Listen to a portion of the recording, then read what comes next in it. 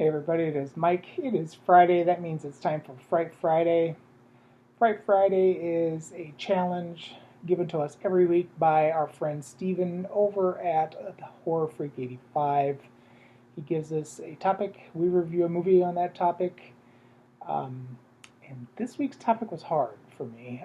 It was disabled but capable. So basically, you had to have a disabled person who, is capable of I don't know, keeping alive during a whole movie.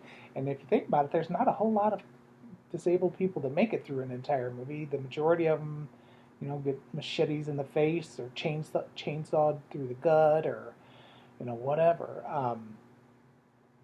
I know The Quiet Place has. I know that there are some movies that are out there. I know Silver Bullet has the main boy in the wheelchair, and some other movies that are probably out there that I don't know about.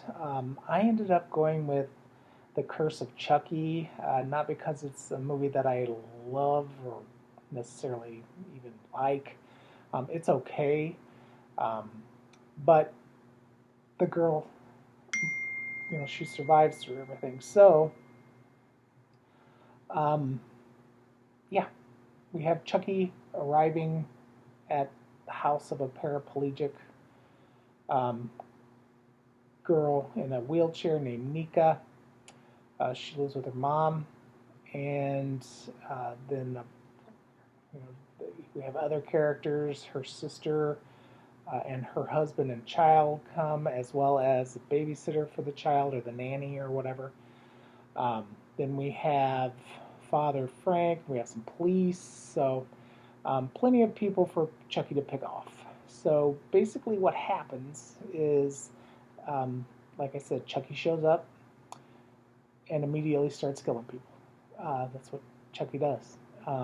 So, but it does. It's not the old scarred up Chucky that we're used to from when he got all melted and blown up and put back together. He looks like the old good guy doll, and he starts out with the mother, kills her off right away, makes it look like a suicide. So that's what it's ruled. But then other people within the little unit start to die off.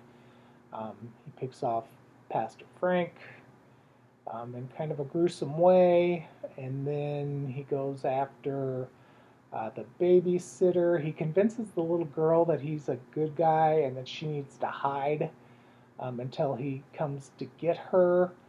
Um, and then he goes about trying to kill all of the family members, which he does pretty quickly. Have several intense, gruesome scenes in the movie, so it's not. I mean, it's not awful. It's not The Seed of Chucky, which is the movie that finally turned me off of the franchise. But if I don't if I ignore Seed of Chucky, I'm pretty much okay with the rest of it. The Cult of Chucky wasn't that great. It was all right. The remake was pretty good. Bride of Chucky is just, it is what it is. I mean, yeah. Um, the Bride of Chucky had a couple scenes in it that were pretty gruesome, and I love John Ritter, so and he was in that movie, so I kind of have a little soft spot for Bride of Chucky, but it's not a great movie. So, characters and um, the acting in the movie. Pretty good acting for the most part. It really is. The characters, for the most part, are annoying, especially Nika's sister. She is just a bitch. Um, and yeah, so she's kind of annoying. Nika's pretty good.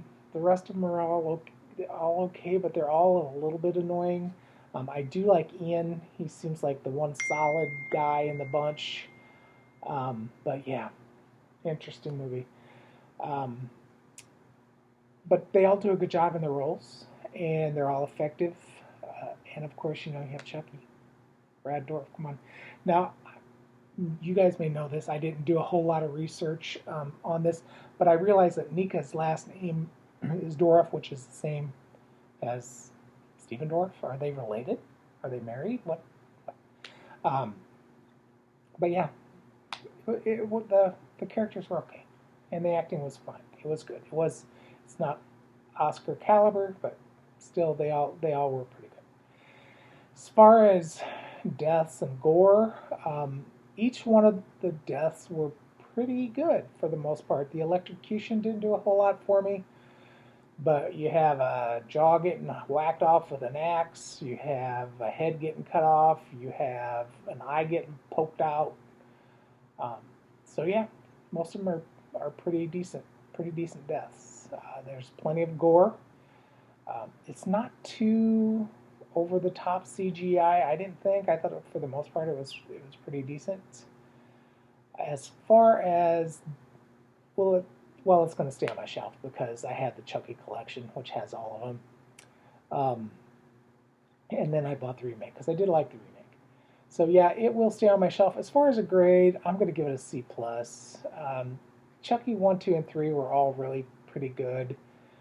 Uh, this one doesn't quite live up to that, but it's still not as awful as Seed of Chucky, which, even though I have it in the collection, in the box, the Chucky collection, I'll never watch it again. It's horrible. But this movie, yeah, I can see myself watching this one again. I did like several of the actors that were in it. Most of them I did not know, but I did know, like Ian, the guy who plays him. He does a lot of movies on Hallmark. He does a detective series on a Hallmark channel, and he's done other things. His name is Brennan Elliott.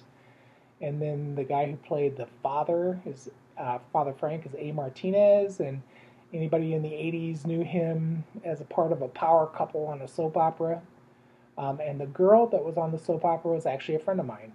She went to college with me off and on for the entire time that I was there. But she went to Hollywood and she did like a nighttime show that only lasted about a year, and then she came back and hung out with us for a year, and then she got the role on Santa Barbara. So yeah, Darcy. Yeah, it's good. She's a sweet girl. So that is my entry for Fright Friday. Hope everybody is doing well and enjoy your weekend. Talk to you later. Bye.